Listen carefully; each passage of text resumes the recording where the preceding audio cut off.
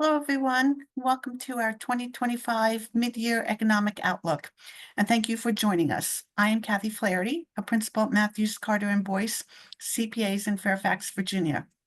At MCB, we are proud to have served businesses and individuals in the DMV area for more than 75 years. Each January for the past 12 years, MCB has been hosting a complimentary economic outlook featuring Dr. Terry Clower for our clients, colleagues, and friends. So much has happened, though, in the economy since this past January that we decided it would be a good idea to invite Dr. Clower back to share his thoughts as we navigate the rest of 2025. In light of the economic uncertainty we are facing in these challenging times and the constantly changing landscape, Dr. Clower has been a sought-after and frequent guest across media outlets over the past several months. Today, we are fortunate to have Dr. Clower with us, and we welcome back Dr. Clower. He is the director of the Center for Regional Analysis at George Mason University.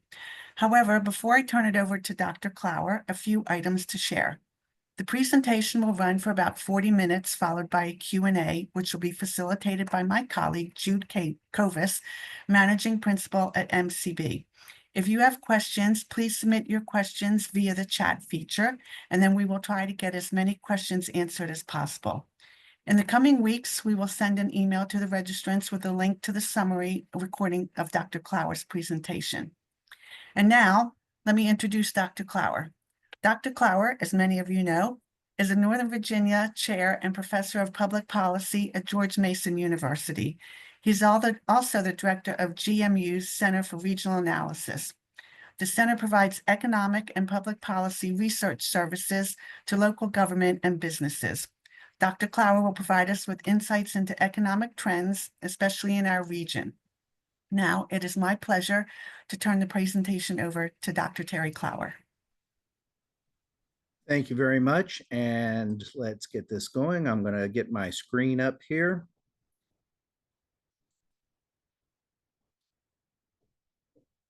There we go.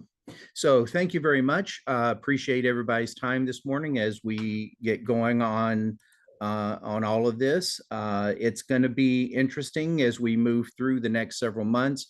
One of our key challenges is that we know more than we did in January, but we don't know as much as we would like to know. And that's just going to be one of these things that's, I think, going to be a feature of what's happening for the next few months. We're going to talk a little bit about the national economy and then move into what's going on in the region, what we know, and what we see coming up. So let's just dive right into it.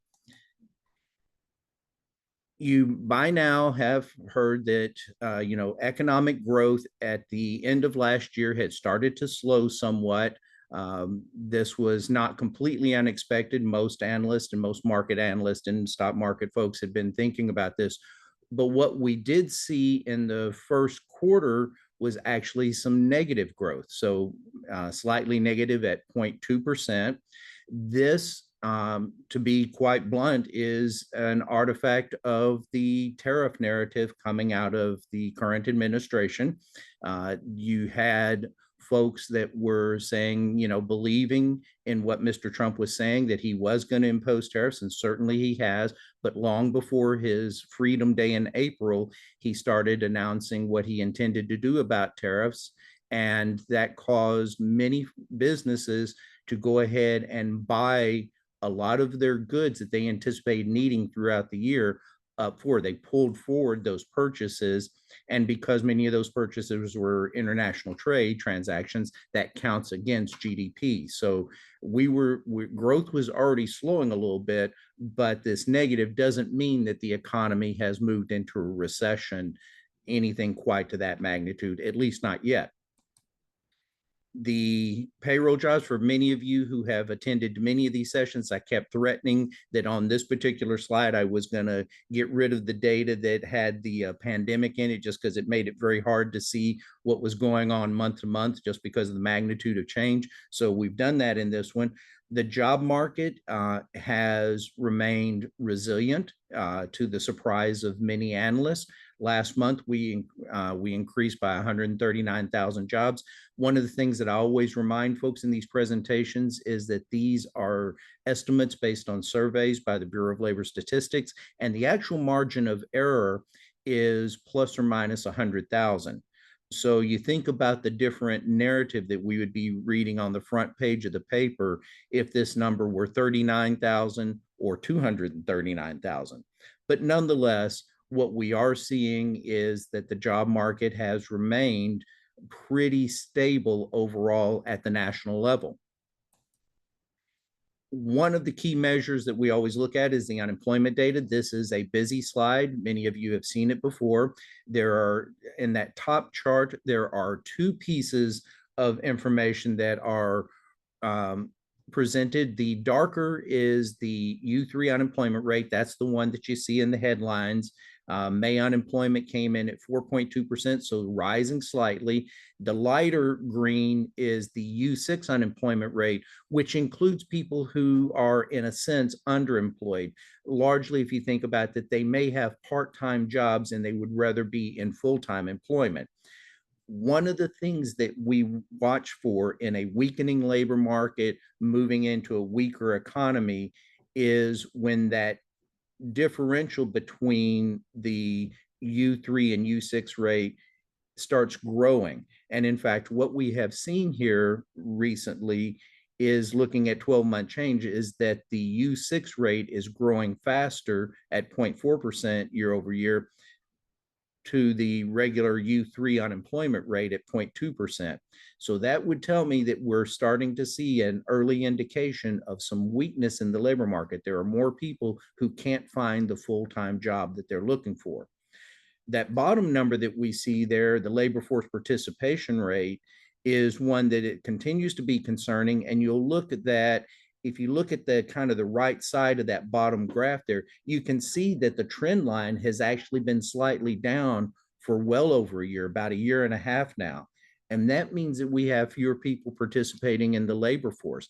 Obviously, we have not, if you looked at that number before, we have not recovered to the levels that we saw pre-pandemic in labor force participation. And quite frankly, if you go back even further than this chart does, the number is substantially below what we saw pre-financial crisis. So we lost people, workers who lost their job during the financial crisis that's been now 15 years ago, actually over 15 years ago, and they never really got back fully into the labor market. And now we're seeing this slight downturn. Some of that is going to be aging population. The baby boomers are retiring. I'm at the tail end of the baby boomers myself, not retired yet, not planning to real soon, but it's in the horizon. But many of my cohort are starting to do their retirement.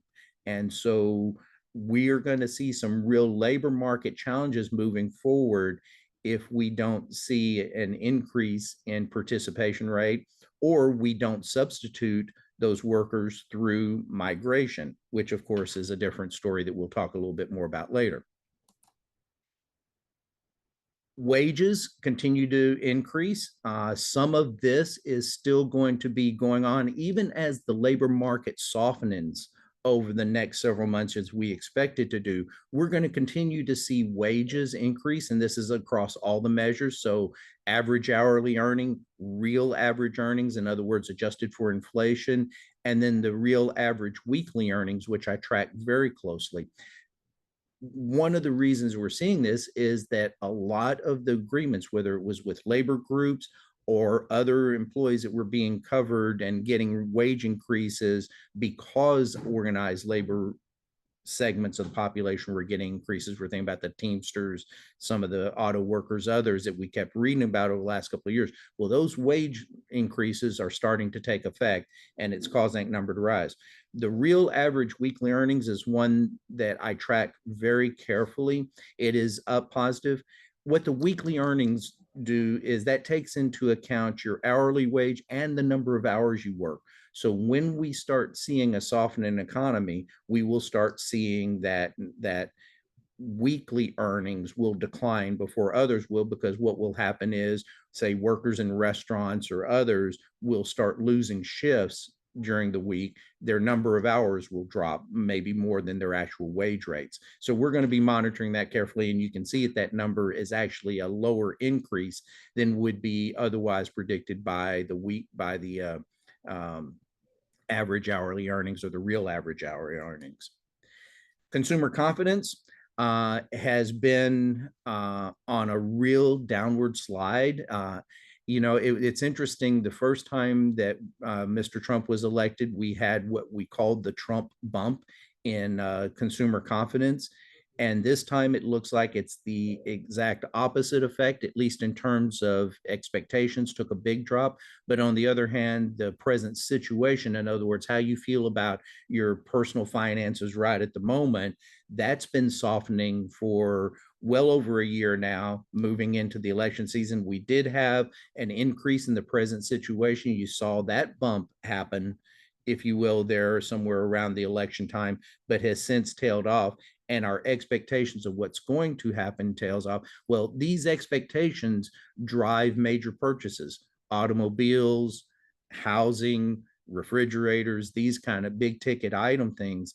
And it is possible for us to talk ourselves into a recession, given that the US economy is about 70% dependent on consumer spending. So if consumers are pulling back, feeling less confident, then that's going to start showing up. And we see this in the depressed expectation levels, something that we're monitoring closely and we are, of course, concerned about. A little bit about inflation now for the moment. The numbers have come in, and this is the April numbers. We just had the release on the numbers this morning for May. May year over year is at 2.4%. So, and that was below expectations a little bit. Certainly, we are not seeing a lot of folks who are super concerned about inflation being real high at the moment. And so part of the narrative is, okay, so it's time for the Fed to start reducing interest rates. But the fact is that the battle over inflation is not done yet. This number is being impacted greatly by the cost of energy. Oil prices right now are running, give or take, about $20 below what they were this time last year. So the fuel component, the energy component of this particular measure for month over month, fuel prices are down 11.6% year over year. So what that really means is that if we look at this number, the 2.4% for May, 2.3% in April, but 2.4% in May, if I take out food and energy prices, that number is 2.8%. So we have not hit that Fed target of 2 to 2.5% on a reliable basis. Now, there's another measure that the Fed tracks, personal consumptions expenditures index. That number in April was 2.1. The May number is not released yet, so it was looking a little stronger. One of the issues why the Fed looks at that versus the CPI number that comes out of the Bureau of Labor Statistics is the Bureau of Labor Statistics uses a basket of set goods, where the PCE measure would allow for good substitution. So in other words, something in groceries, if you can't afford steak, then you buy hamburger meat, for example. Or you go from steak to chicken, those kind of measures. So it's a little different measure, and certainly looking better. And of course, the president has used that to try to put pressure on the Fed about reducing interest rates, but not likely. It doesn't seem like they're likely to heed that call anytime soon. I look very carefully at the producer price index, and this number is one when we start breaking it down. And by the way, that number, the May number, will be released tomorrow. So watch for that from the Bureau of Labor Statistics. The month over month number actually dropped a little bit and has dropped a couple of months. But you can see there to the right side of that chart that that measure has been ticking up slightly. Gasoline prices, as you see over there on the side, have contributing to holding the prices down. The services index, though, that 3.3% you see there, I would tell you that's very much reflective of what we were seeing in the labor wage data that we looked at just a minute ago. So there is going to be continuing pressures on prices. Now, here's the other one, is that we have not seen any of the measures of impacts of the tariffs showing up yet. Remember, I said that we had people buying ahead of the tariffs, going into effect and earlier in the year. So it is going to be another month, 2 months, 3 months. It's hard to tell exactly how much before we actually start seeing the impact of those higher tariff prices. Now, we are seeing it in some individual goods, but it hasn't shown up broadly in these measures. But I expect these numbers to be rising. There is, one way or another, the tariffs will be inflationary. And that's one of the reasons that the Fed is just kind of holding their ground at the moment. Labor market is still at creating over 100,000 jobs a month, is still showing being somewhat robust. And let's face it, it would be much easier for the Fed to make a major, say a 50 basis point, even 100 basis point change in rates drop to address labor demand than it would be for them to come up with something to tamp down inflation if it really starts picking up badly again. Moving now to the Washington, let me pause. I'm sorry, just for a moment. The conclusion of what we would see from those last few slides is higher for longer is still the narrative about interest rates. I see little reason for the Fed to take explicit action. And the other that we're starting to show up is the world bond markets are starting to really question our debt levels and what the big beautiful bill is going to do about overall federal debt. And so therefore, I do not see any reason for us to expect there to be much of a drop in interest rates for the remainder of this year. Regionally, we are seeing that the job market is slowed substantially over the last few months.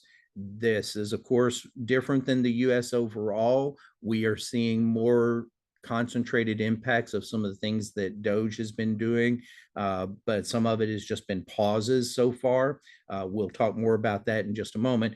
Numbers are up slightly, 26,000 year over year. I do think that it is interesting to note, though, you look at the level of the job changes, that the blue bars are getting to be pretty small. And you will see that actually the absolute level of jobs, the green bar there, the green line rather, has dropped.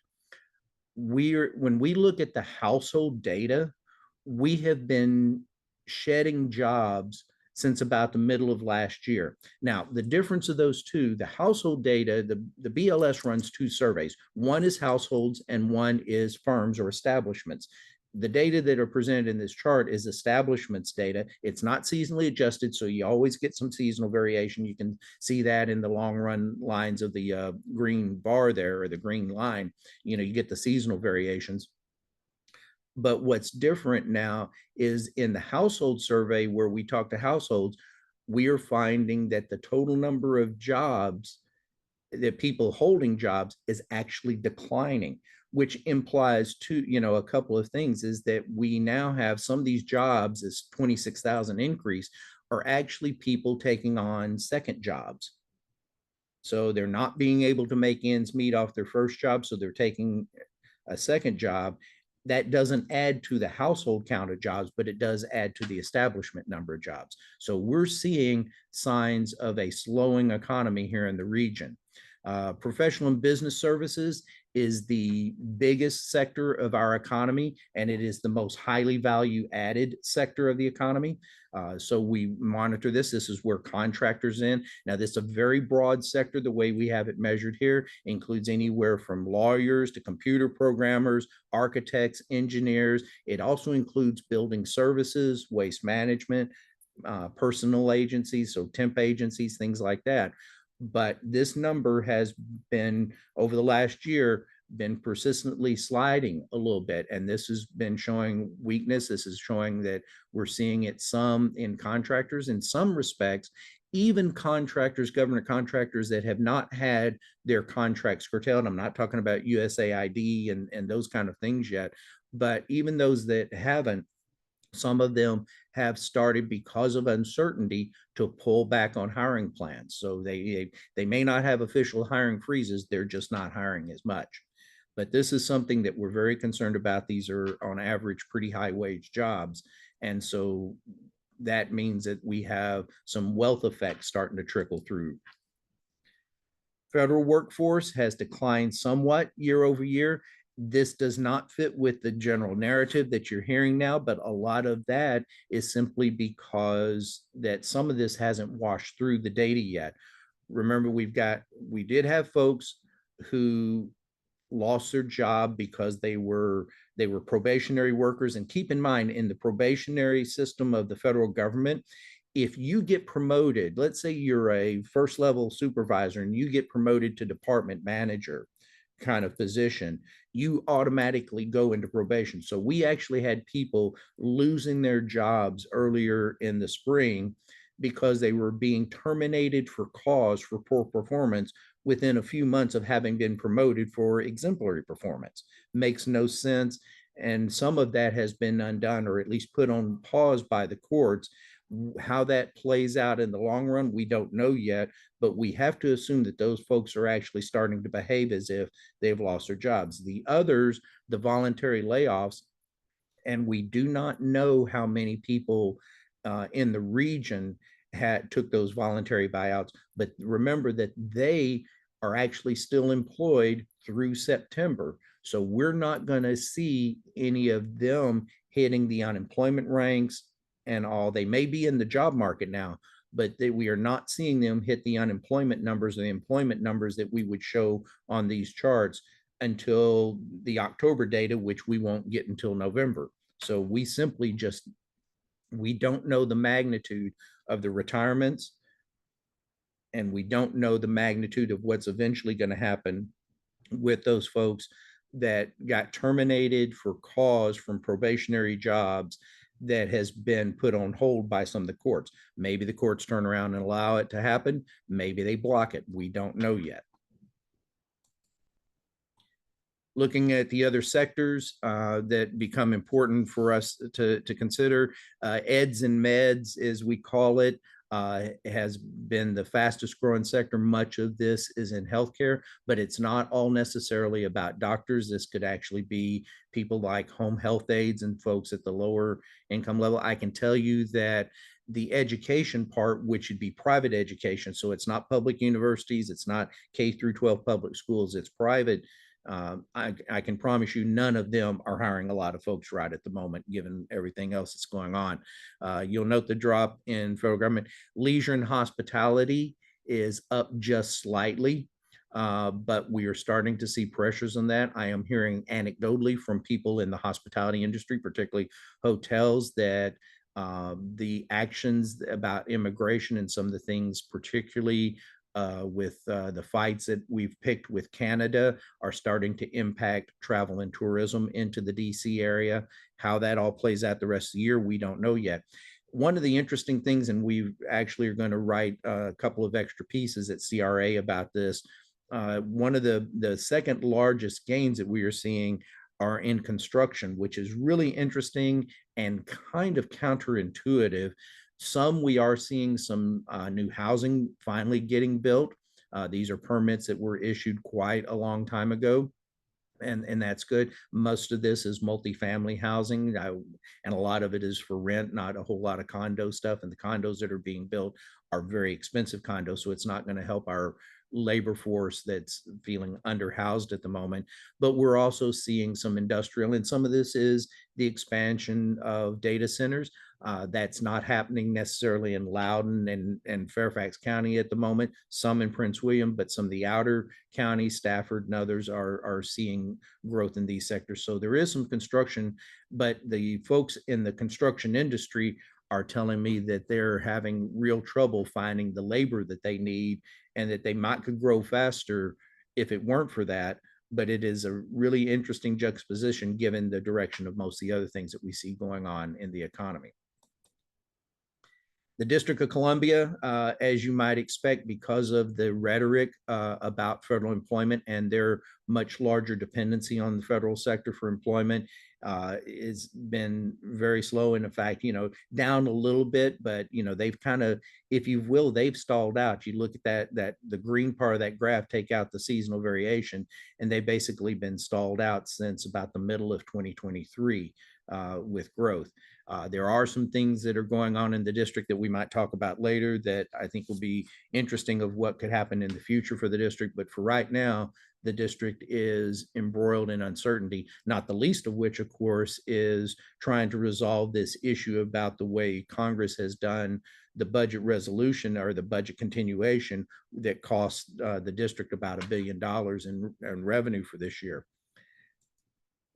Suburban Maryland is seen a little bit of an uptick in the last couple of months, but they've been not flat for as long as the district, but certainly been flat. And they're just suburban Maryland has been struggling. Montgomery County has a reputation for not being business friendly, and it's starting to show up. And of course, they have very little room that they can do in tax policy because the state is operating at about a $3 billion deficit. So they got some real challenges on that side of the river. In Northern Virginia, we continue to see the lion's share of growth happening here, and we've actually continued to see population, part of the labor force, continue to move to the Northern Virginia suburbs. So it's a really interesting dynamic going on, but even so, even with that, you can tell by the way the charts read that things are slowing in Northern Virginia. We're doing better than the other two major sectors, geographies within our region, but we are not doing as well as we were doing. Unemployment at the sub-state level has ticked up a good bit.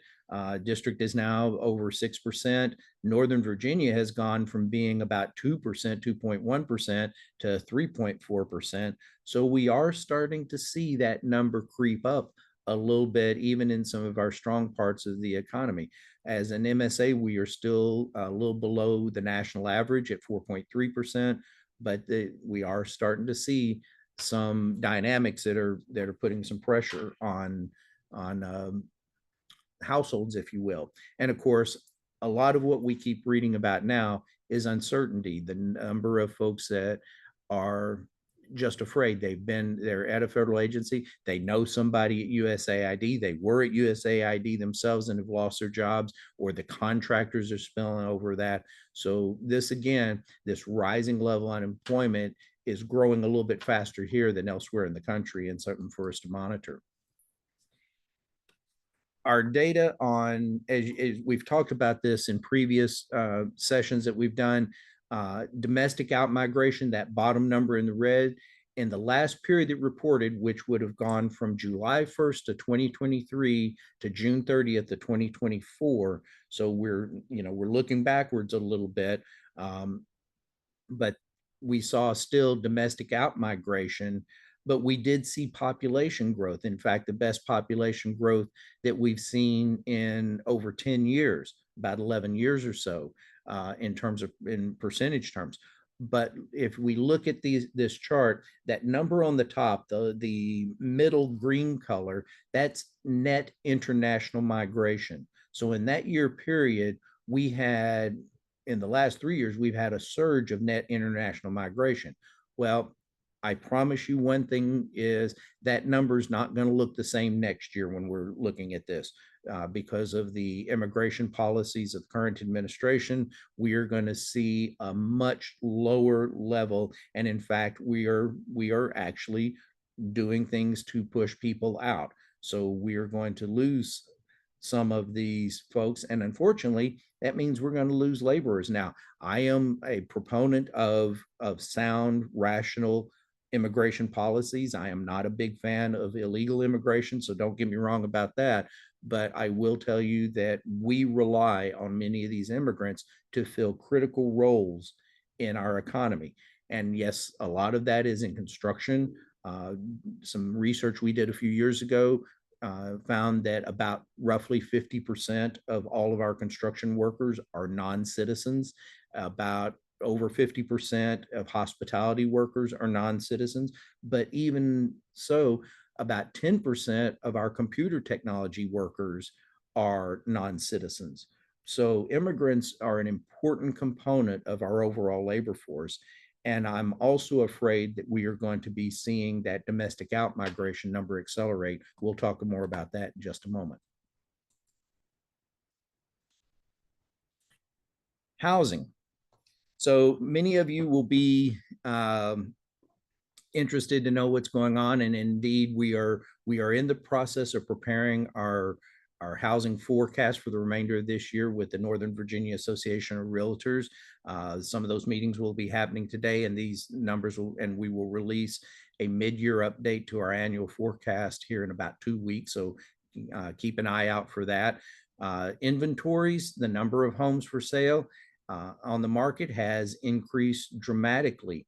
We expected a slight bump in it, but obviously we're seeing that there are some real folks. There are a lot of folks. Real folks was probably not the best way to phrase that. There are a lot of folks that are putting their house up on the market now. But let's keep this in historical perspective. Look at what happened to housing inventories, for sale inventories, since 2014. It's been on this long-term trend. So even though we're up a lot year over year, we're still just back up to a level that's roughly I'm a little bit less than half of what we had at the peak. So it's, or about half of what we had at the peak. So several years ago. So we've got a long way to go. And this is just one that you're starting to see a little bit of softness in the market, but it's not a soft real estate market yet. If I compare this to the number of sales, the number of folks that are actually buying is actually dropped. And this is a surprise to us. We expected to see some increase. Some of that we expected because folks are actually getting acclimated to higher mortgage rates. Remember, we had that a bit for a while where you had folks, because they were sitting on a 3.5% interest rate mortgage, and the interest rates had gone up to as high as 7% in the mortgage markets. One, you had folks that didn't want to leave that house with the 3%. I'm among those. I actually have a 2.75%. So you think about I'm gripping tightly onto the threshold of that house. I don't plan on leaving anytime soon. But we do have folks who are trying to get into the market that are now kind of adjusting their mental state to say, well, 6% is actually, that's pretty normal. 6 to 7% is kind of in the long run averages over decades. So, we're getting some folks that are getting back in. Having said that, though, I think that the fear of what is going to happen in the local economy due to Doge effects or whatever, I don't know if it's going to be called Doge moving forward or not, but those effects and some of the other actions of the current administration specifically targeted this region, I think is dampening demand. And how that plays out over the next few months is going to be really interesting. But keep in mind that March and April are some of the biggest months and when we usually see the biggest rises in the number of actual transactions. So the market is telling us that folks here, you got more folks that are saying, hey, we're willing to make a move. Maybe we're leaving. Maybe we're just moving in town. Maybe you have some folks that had moved out to the outer jurisdictions, and now because of a forced return to office are finding that trip in on 66 or up 95 to be more than they can tolerate. These are all things that we're going to be finding out about in the next few weeks as we try to unpack some of what's going on in the housing market. Home sale prices for all of this weakness continue to go up. Now you're going to get always the average home prices are going to be affected somewhat by exactly what home sell. Even a market as big as the metropolitan area, the DC metropolitan area, you're going to have some effect. And some of this, if you can just think about the people that are most likely to be scared about their future prospects are not the ones who are at the highest income profile. So those folks are still in the market at a undiminished rate, which just means that the action that we are seeing in housing sales are leaning toward that higher end of the market. So take that for what it's worth, but it is an interesting thing that we are, even though the market is clearly by some measure softening, we are not seeing price relief, And of course, from people who are existing home sellers, we are not seeing that their market is going to be greatly impacted. What they will see and what the numbers indicate is that your house is going to be on the market for more days than what we've experienced. But when I say that, maybe it's going to go from 7 days to 10 days to 12 days, even 14 days, something like that in the next few months. It's one of these that it's still going to be, by usual measures, a very tight market. From a national perspective, I don't necessarily think it applies here, but the national perspective is a balanced market between pressures on to sellers and buyers is about 4 months of inventory. We have been running in single digit numbers of inventory for years now. And so we can soften a lot before it flips over and being some kind of a buyer's market. If you're thinking about getting in and start doing a bunch of buying up of homes because they're on the cheap and you can turn them into rental properties and a cat, take advantage of that cash cow, I don't think that's going to happen real quickly. I don't think you will find this market to be particularly beneficial for that. So let's move now into some specific stuff about what's coming down toward us now that the Trump administration is enacting some of their policies. Um, just give you a sense between the resident civilian workers in Maryland, Virginia, and COG, and these data come from the Metropolitan Washington Council of Governments and come out of census data. So it's a little bit older data, but just give the sense of the number of federal workers that we have in Maryland, Virginia, and the district. And as you might expect, the number of federal workers uh, in Maryland and Virginia are substantial. There has been some rhetoric that has said that there are only 170,000 federal workers, federal jobs in Virginia, something like that, civilian jobs. But the number more important is those people who reside in Virginia that may have a duty station in downtown DC, and therefore their job counts in DC, but they are residents of Virginia. And so we consider that Virginia is a little bit less exposed than Maryland, and certainly less exposed in the district, where almost 22% of all civilian workers are employed by the federal government. So any of these announcements about reducing the size of the federal footprint here is going to have a potentially dramatic effect. We talked a little bit about that in January, and unfortunately, we just don't have a lot of solid data yet, but we now have some indication of some of the things that have been announced. So I compiled just a few things together, and just, some of the things that have been announced and we've done. And Brookings gathered some of this, and others I've gotten from others, but about 280,000 federal workers, and that should read and contractors, not can contractors. Sorry about that. And contractors laid off to be laid off. Now, put this in context that there are about 3.1 million federal jobs across the country, so civilian jobs. So while there are a lot of federal jobs elsewhere, the concentration is still higher here, even though as a percentage, we may be about 15-16% of all federal workers here in this region. So just kind of keep that in mind. But USAID, 2,000 jobs in education, 20,000 jobs of buyouts from the IRS, about 12,000 layoffs, the 25,000 probationary workers fired. These are just kind of that we know about, and then the 20,000 voluntary quits. So we don't know how these numbers are going to shake out, particularly the layoffs and the probationary workers fired. Those are being contested in legal cases, but it is an interesting narrative. Agriculture has announced that they are going to reduce about 10% of their workforce, particularly the workforce here in the region, which would be about 1,100 jobs or 11,000 Department of Agricultural workers in this region. But as you hear about these announcements, one of the things that's always important to remember is that when we lose those jobs, and on average, the federal workers are making about 104, 105,000 a year. I think is the average. I'd have to check that number to be exact, but it may be a little higher than that. But it's a good wage, right? It's a good solid wage. If we lose their job, eventually we lose their household spending that goes along with that job.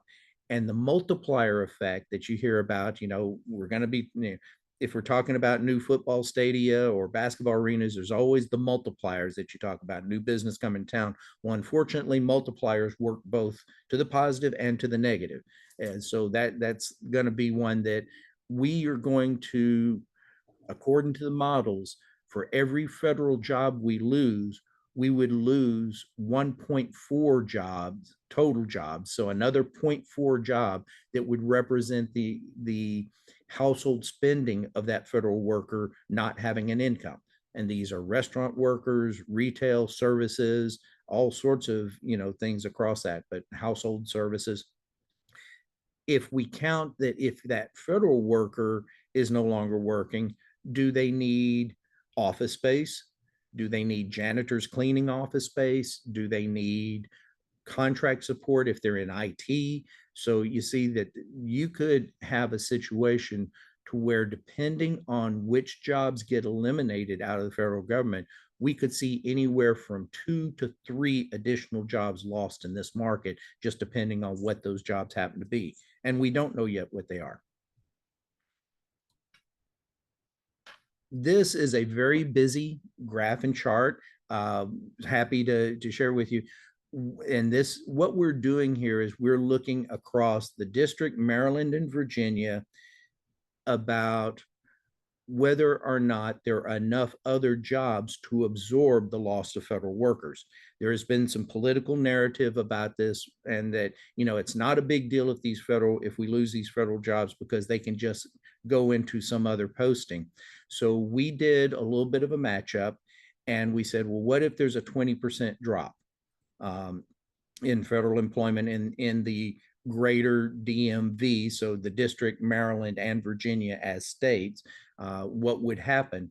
And I think once you start looking at the actual occupations of those jobs, that it becomes very problematic. So, for example, that top line, for this area, and the percentage is higher in the district itself, the occupation of those federal workers, more of than anything else, the biggest one is business operations specialist, kind of generic, right?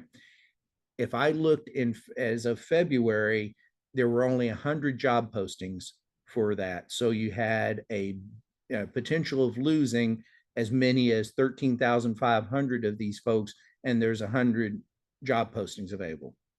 So we did this, and what it really boils down to is that at best,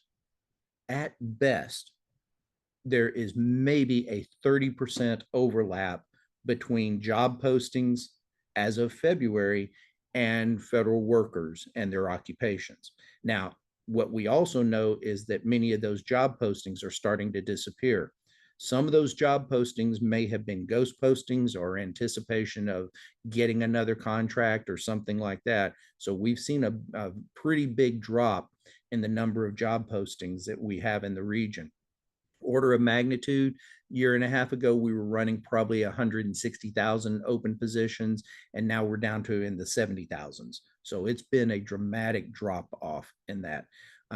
So one of the things you can tell if when we post these things up for your review, you'll see if we're talking about a nurse, if we're talking about a computer programmer, there's plenty of those jobs, but there are a whole lot of other folks that are in federal employment that are going to have to, if they're going to stay in jobs in their occupations or something close to it, they're going, they either going to leave the region to find another job elsewhere, or we are going to have massive job reskilling programs going on. There's been a start of some of that, but it's not at the massive scale yet. So getting to effect, some of the other issues that we have is the talk about Schedule F, in other words, making permanent civil service employees, political appointees, and what the net effects of that going to be. We have not heard a lot of about that out of the administration. They've been targeting tariffs and DOGE directly and all that. But the adoption of AI in government is a real thing. And if you think about what large language models can do now and have been able to do for a while, of that thing of that where they do rule-based decision making, if this, then this. And you have to wonder how many of those folks in government work are actually doing rules-based decision making that might be supplanted by artificial intelligence. Now, I am all about government efficiency. I want government to be more efficient, but how you implement that, and do you do it in a rational way that allows people a chance to revise their skills? Because if they just go into the job market here, as expensive it is to live, we won't retain them. Relocations is another one. I mentioned the agriculture department. I said, there was an announcement. They said they were going to have a 10% reduction, but then they said most, and these are in quotes because it's just all the information they've given, most of the rest are going to get relocated out of this area. I think it's really interesting to think about what happens with those relocations. Joni Ernst, I should say, filed a bill in January that would mandate 30% of all federal workers currently working in the Washington, D.C. region have to be relocated elsewhere in the country. As of early this year, there were about 275,000 federal workers.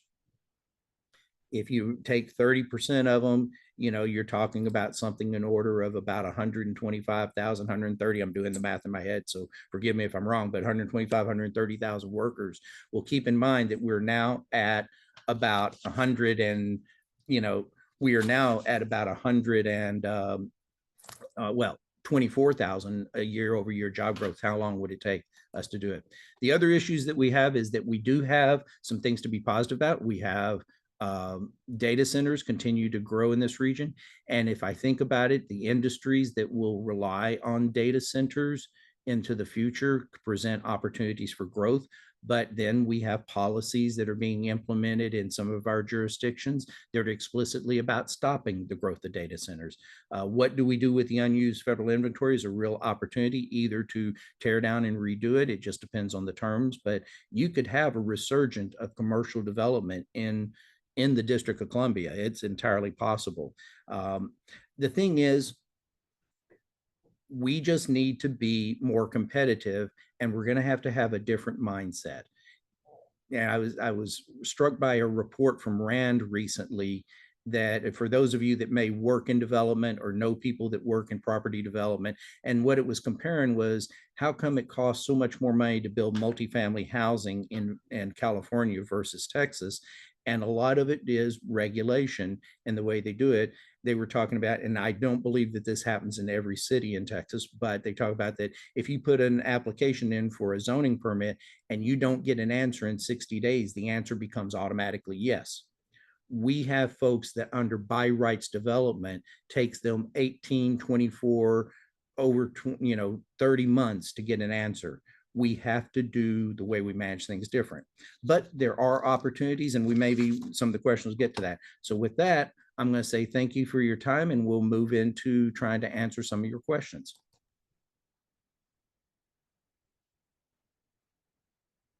All right. Thank you, Dr. Clower. Always a pleasure to have you. You've been doing these presentations with us for a number of years now. It's always a real treat for us and our audience.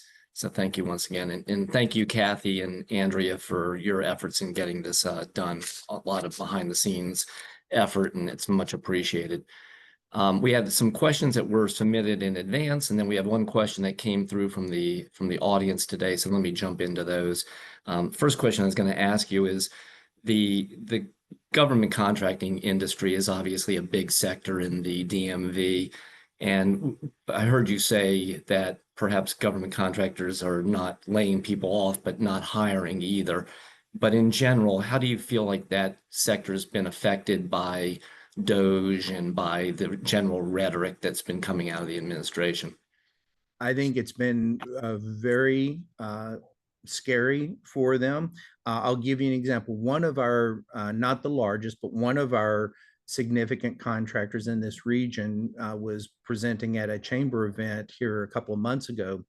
And this executive made the statement that we have not lost a single contract. We have had no pauses on our work, nothing negative at all. And my stock market value is down 35%. With a stock market value down 35%, they're not expanding.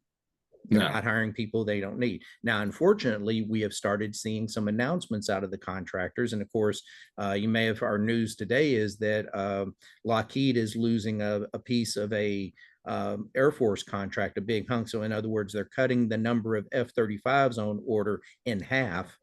And what it means is even if those planes are not built in this region, since Lockheed is headquartered here, we always get to take a little off the top. But if that top is not as big, then that's less. And so I think we're going to start seeing some real action now among some, even the defense contractors. And that's something that surprised people. Didn't expect a Republican controlled administration to be advocating for reduced spending in weapon systems, but that's part of what's going on at the moment.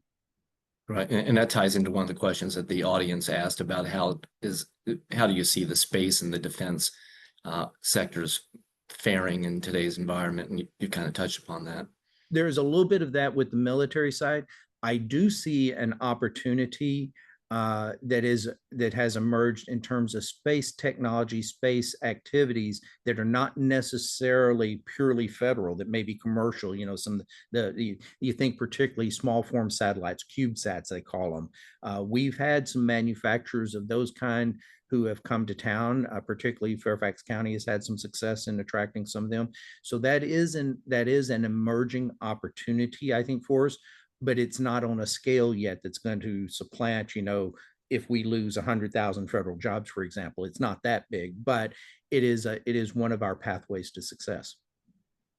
So we're a CPA firm, obviously. I feel like I'm compelled to have to ask you the obligatory question as to your views on the one big, beautiful bill and how that is proposed to possibly affect our national debt, and then the trickle down effect as to how it affects the economy long term. What's your view on that?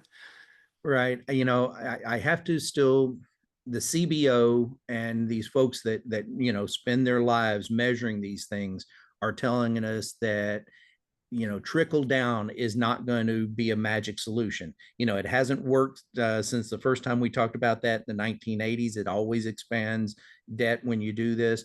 And I see it increasing debt. The bond markets, let's face it, we lost our AAA rating, our last AAA rating we've lost. We have got to get over this notion that we can spend our way out of anything. And it seems to be we're stuck in that. And, you know, and June, and I'm really concerned because now, because of just rhetoric that we have going on, picking fights with people who have been our friends for decades, if not hundreds of years, that we are now, are the bonds that we issue in this country going to become less desirable, both financially and politically? And then what does that do to the interest rates that we're paying on the federal debt? And that's going to just drive the question. So, I mean, and the notion is, I love a tax. I don't like paying taxes. I admit that freely, right?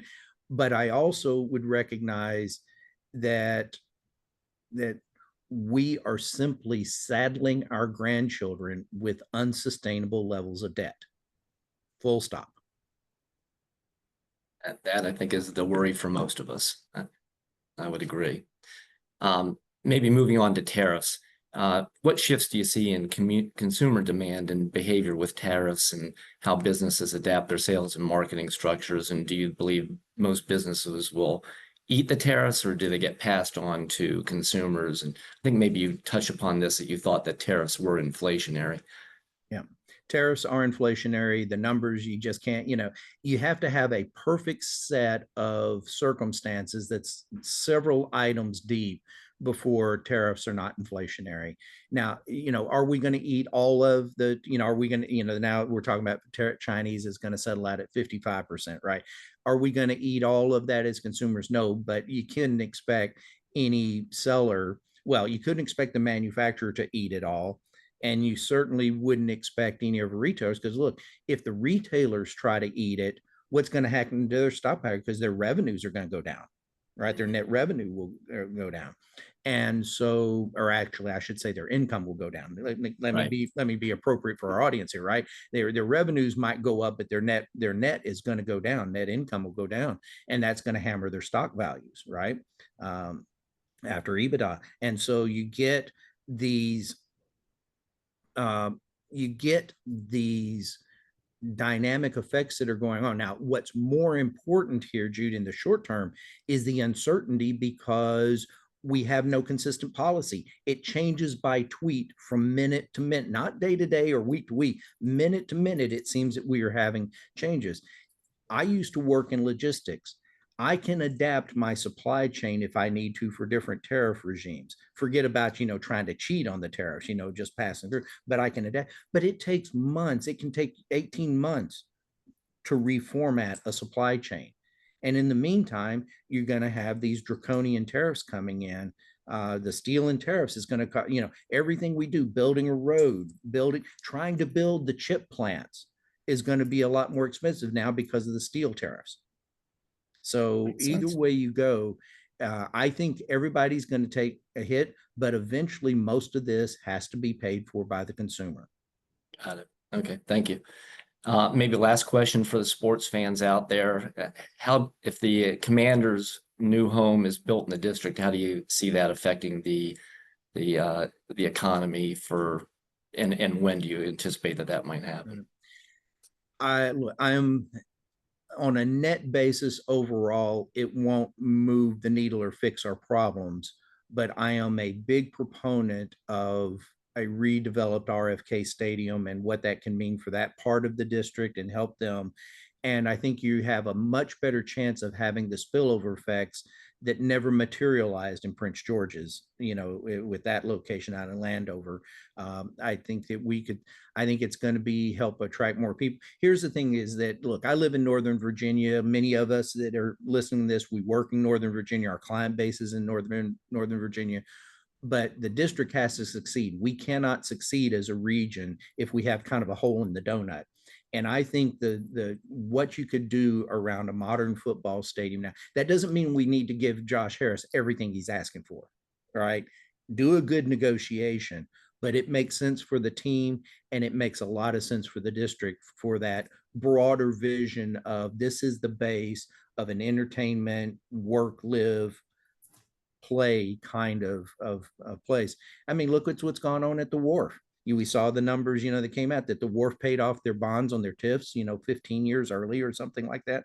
So there is still hunger, and we need this to be a vibrant community, because despite when we're seeing federal government be lower, when we see people losing their jobs, we have to project an image that's going to be attractive to young workers to come to this region. If the young workers quit coming to this region, we're going to have real problems. Have trouble. Sure. Dr. Clower, I think we'll end it there. We're up against the hour, but as I said a moment ago, always appreciate your insights and thank you for joining us once again, and we'll be doing it again real soon. Thank you. Take care. Thank you. Bye-bye. Bye, everybody.